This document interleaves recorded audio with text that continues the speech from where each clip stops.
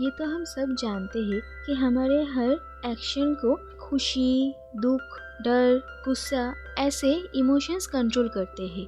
लेकिन हमारे इमोशंस हमारे एक्शन को कंट्रोल कैसे करते हैं ये हमने अपने आँखों से कभी देखा नहीं है। तो कैसा होगा अगर हम ये मान ले कि हमारा दिमाग एक बहुत बड़ा फैक्ट्री है और जिसके अलग अलग हिस्से में अलग अलग स्टाफ्स काम करते हैं। ऐसा ही कुछ है हमारी आज की कहानी।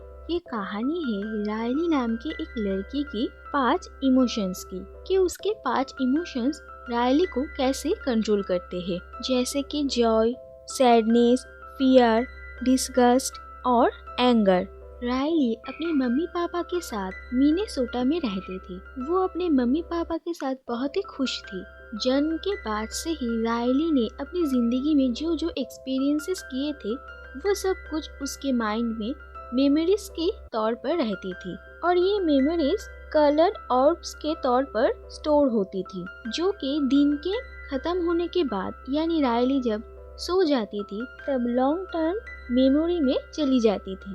और रायली की जिंदगी में 5 इम्पोर्टेंट मेमोरीज थी जिसे यहाँ पर कोर मेमोरीज कहा गया है।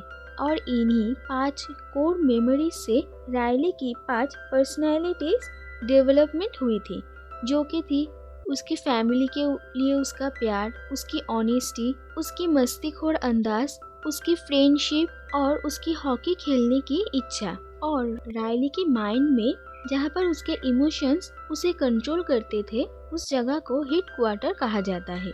और उस हेड क्वार्टर में एक कंसोल है जिसे ऑपरेट कर कर वो लोग रायली को कंट्रोल करते थे और वहाँ की लीडर थी जॉय। ऐसे ही रायली की जिंदगी अपने मम्मी पापा के साथ बहुत ही खुशी से बीत रही थी और उसके जिंदगी में पूरे एक्सपीरियंसेस से ज्यादा अच्छे एक्सपीरियंसेस थे और जिसकी वजह से उसकी मेमोरीज भी सारी अच्छी होती थी और उसके जो स्पेशल मेमोरीज थे यानी कोर मेमोरीज वो भी सारी खुशियों की थी। लेकिन धीरे धीरे जब रायली बड़ी हुई और वो जब 11 साल की थी तब उसके पापा के नए काम के लिए उन लोगों को अपने पुराने घर को छोड़कर सैन फ्रांसिस्को जाना पड़ा था। और वहाँ जाकर रायली देखती है कि वो लोग जिस घर में रहने वाले हैं वो घर बहुत ही पुराना है और उसके पापा बहुत बिजी रहने लगे, इसीलिए वो उन लोगों को ज्यादा वक्त भी नहीं दे पा रहे थे। यहाँ तक कि उन लोगों को पता चलता है कि उन लोगों का सामान जिस वैन में आने वाला था उसे भी आने में बहुत देर हो जाएगी।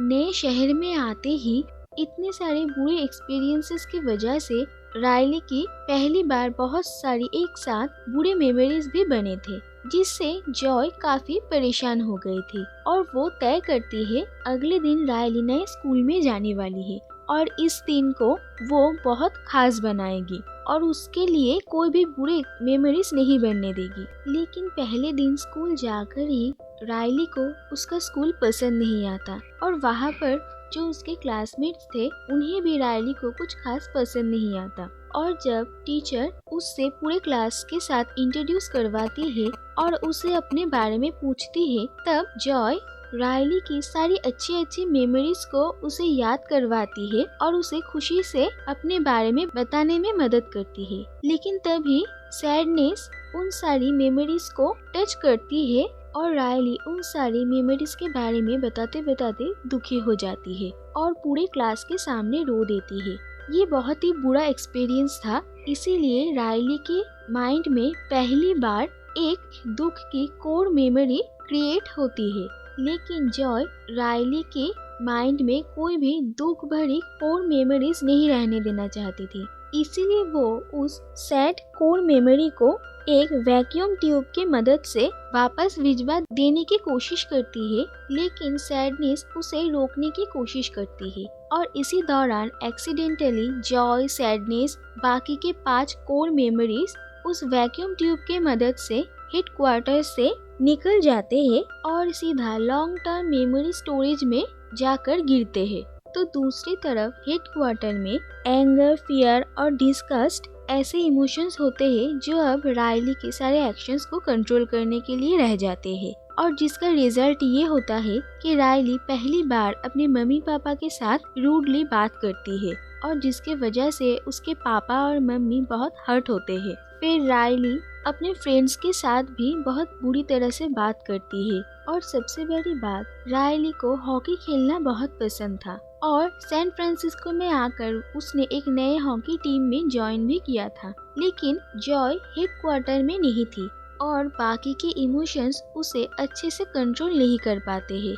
इसीलिए रायली बहुत बुरा खेलती है और गुस्से में वहाँ से निकल जाती है। पहले से ही सारे कोर मेमोरीज हेडक्वार्टर के बाहर चले आए थे, इसीलिए रायली की पर्सनालिटी आइलैंड्स काम करना बंद कर देते हैं और अब धीरे धीरे रायली उन सब चीजों से दूर होती जा रही थी जिसकी वजह से उसके पर्सनालिटी आइलैंड्स थे।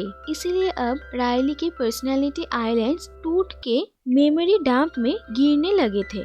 दूसरी तरफ लॉन्ग टर्म मेमोरी स्टोरेज में जॉय और सैडनेस गुम हो गए थे। उन लोगों को हेडक्वार्टर वापस आने का रास्ता नहीं मिल रहा था, लेकिन जॉय रायली के पर्सनालिटी आइलैंड को गिरते हुए देखती है और उसे बहुत बुरा लगता है और उसे समझ आता है कि उसे जल्द से जल्द हेडक्वार्टर पहुंचना होगा, नहीं तो बहुत देर हो जाएगी। और हेडक्वार्टर जाने के रास्ते में जॉय बिंग बॉन्ग से मिलता है। बिंग बॉन्ग रायली की बचपन की इमेजिनरी फ्रेंड है। रायली ने बिंग बॉन्ग को इमेजिन करके एक ड्राइंग भी बनाया था और रायली उसके इस इमेजिनरी फ्रेंड के साथ बहुत ही मस्ती किया करती थी। लेकिन धीरे धीरे बड़े होने के बाद रायली बिंग बॉन्ग को भूलने लगी और बिंग बॉन्ग उसके दिमाग में कहीं खो गया था। बिंग बॉन्ग जॉय को सजेस्ट करता है कि वो लोग ट्रेन ऑफ थॉट से हेडक्वार्टर पहुंच सकते हैं। ट्रेन ऑफ थॉट जो चलता था तो रायली की सोचने समझने की काम होता था। उसके बाद वो लोग ट्रेन ऑफ थॉट को पकड़ने की कोशिश करते हैं, लेकिन उनसे ट्रेन मिस हो जाता है। लेकिन फाइनली वो लोग जब ट्रेन पकड़ते हैं तब रायली सो जाती है और जब रायली सो जाती है तब ट्रेन ऑफ थॉट भी बंद हो जाता है। इसीलिए सैडनेस जॉय को एक आइडिया देती है। वो कहती है कि रायली जब डरावने सपने देखती है तब वो जाग जाती है और वो लोग ऐसा ही करते हैं और वो लोग ड्रीम प्रोडक्शन यानी कि रायली जब सो जाती है तब इस डिपार्टमेंट की ये जिम्मेदारी रहती है कि रायली को सपने दिखाए जाए। फिर वो लोग ऐसा ही करते हैं और रायली जग जाती है, जिसकी वजह से ट्रेन ऑफ थॉट फिर से चलने लगता है और वो लोग हेडक्वार्टर के लिए फिर से निकल जाते हैं। लेकिन दूसरी तरफ एंगर रायली के माइंड में एक आइडिया डालता है, क्योंकि उसे लगा था कि अगर वो मिनेसोटा वापस चली जाएगी तो वो खुश हो जाएगी। इसीलिए वो उसे सैन फ्रांसिस्को से भागने का आइडिया इनपुट करता है और इसके लिए रायली अपनी मम्मी के पर्स से कार्ड चोरी करती है और जिसकी वजह से उसका ऑनेस्टी आइलैंड गिर जाता है और ऐसा होने की वजह से ट्रेन ऑफ थॉट गिर के टूट जाता है और फिर जॉय को रिकॉल ट्यूब दिखती है और वो तय करती है कि वो वहाँ से ही हेडक्वार्टर पहुँचेगी। लेकिन सैडनेस के छूने से ही वो कोर मेमोरीज सैड में कन्वर्ट हो रहे थे, इसीलिए जॉय उसे वही छोड़कर अकेले ही चले जाना चाहती थी। लेकिन एक्सीडेंटली वो रिकॉल ट्यूब से गिर के वो और बिंग बॉन्ग मेमोरी डंप में गिर जाते हैं, जहाँ पर सारे भुलाए हुए यादें रहते हैं। मेमोरी डंप में गिरने के बाद जॉय देखती है कि एक सैड मेमोरी हैप्पी मेमोरी में टर्न हो गई थी जब रायली के पेरेंट्स और उसके फ्रेंड्स उसे संभाला था। फाइनली जॉय को ये समझ आता है कि सैडनेस का भी एक इम्पोर्टेंस है। सैडनेस के होने की वजह से ही रायली के आसपास के लोगों को ये पता चलता है कि इस वक्त रायली को उनकी सबसे ज्यादा जरूरत है और फिर उसके अपने उसका साथ देते हैं और रायली की जिंदगी में खुशियाँ आ जाती है। उसके बाद बिंग बॉन्ग और जॉय को मेमोरी डंप से निकलने का एक आइडिया आता है। इससे पहले बिंग बॉन्ग का एक पुराना वैगन रॉकेट मेमोरी डंप में फेंक दिया गया था। उन लोगों को वही रॉकेट मिलता है और वो लोग उस रॉकेट की मदद से मेमोरी डंप से निकलने के बारे में सोचते हैं। लेकिन बिंग बॉन्ग के वेट की वजह से वो लोग ठीक से उड़ नहीं पाते और आखिरी बार उड़ने के वक्त बिंग बॉन्ग उस रॉकेट से जंप कर देता है और जॉय मेमोरी डंप से निकल जाती है और बिंग बॉन्ग धीरे धीरे पूरे तरीके से रायली के मेमोरी से मिट जाता है। तो दूसरी तरफ रायली अपने घर से निकल जाती है और मिनेसोटा जाने के लिए बस पर चढ़ जाती है और जब वो ऐसा करती है तब उसकी फैमिली आइलैंड धीरे धीरे टूटने लगती है और एंगर, फियर और डिस्गस्ट को ये समझ आता है कि ऐसा करने से रायली बिल्कुल भी खुश नहीं होगी, उल्टा उसके फैमिली के साथ उसका रिश्ता खराब हो जाएगा। इसीलिए एंगर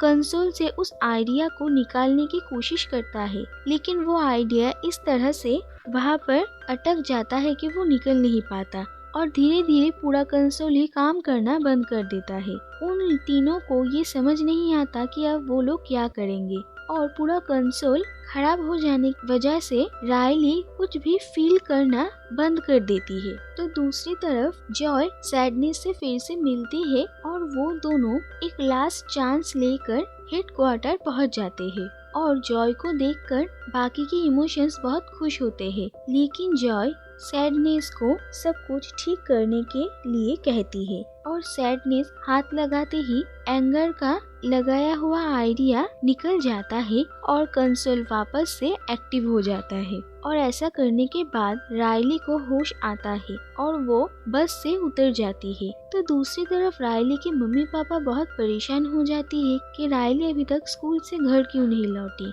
और ऐसा सोचते सोचते ही रायली घर आ जाती है और वो लोग उसे देखकर बहुत परेशान हो जाते हैं। उसके बाद जॉय सैडनेस को सारी कोर मेमोरीज को टच करने के लिए देती है और वो कोर मेमोरीज टच करने के बाद रायली को ये सारी मेमोरीज याद करवाया जाता है और एक एक करके उसके सारी स्पेशल मेमोरीज याद आने के बाद रायली बहुत इमोशनल हो जाती है और वो रोते हुए अपने मम्मी पापा को कहती है कि वो अपने पुराने घर को, स्कूल को, अपने सारे दोस्तों को बहुत मिस कर रही है। उसके मम्मी पापा भी उसे कहते हैं कि वो भी अपने पुराने दिनों को बहुत मिस कर रहे हैं और वो दोनों रायली को संभालते हैं। जॉय और सैडनेस एक साथ कंसोल को कंट्रोल करते हैं, जिसके बाद पहली बार रायली के माइंड में एक सैड और हैप्पी दोनों मिलाकर एक नई कोर मेमोरी क्रिएट होती है और इस नए कोर मेमोरी से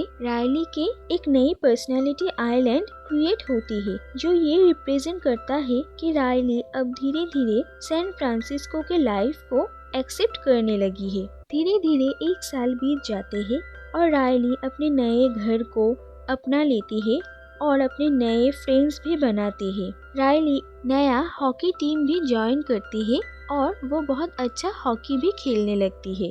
और दूसरी तरफ अंदर हेडक्वार्टर में ये दिखाया जाता है कि इन एक साल में रायली के बहुत सारी कोर मेमोरीज बने हैं, जो सिर्फ खुशी के नहीं बल्कि उसके बाकी सारे इमोशंस मिलकर वो सारे मेमोरीज बने हैं और इन्हीं कोर मेमोरीज के वजह से रायली की अलग अलग पर्सनालिटी आइलैंड्स भी क्रिएट हुई है और उसके इमोशंस वो सारी आइलैंड्स को बहुत पसंद करते हैं और अब वो पांचों एक नए बड़े कंसोल में एक साथ काम करने लगते हैं।